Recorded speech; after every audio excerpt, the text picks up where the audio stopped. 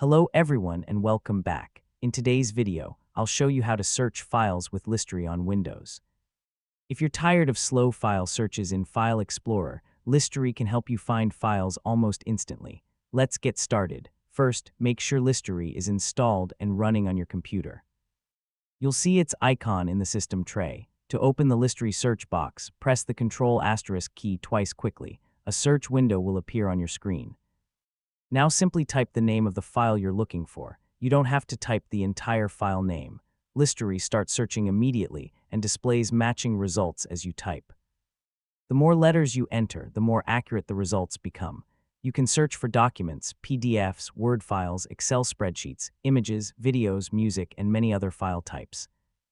Use the up ** and down arrow * keys to browse through the results. Then press *, enter * to open the selected file instantly.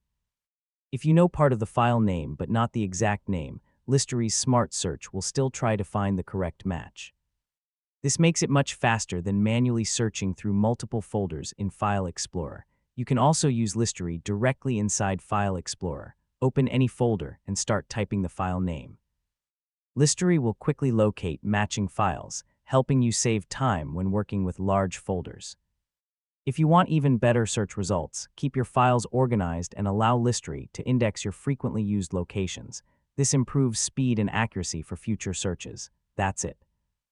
You now know how to search files with Listary on Windows. If you found this tutorial helpful, don't forget to like, subscribe, and turn on notifications for more useful Windows guides.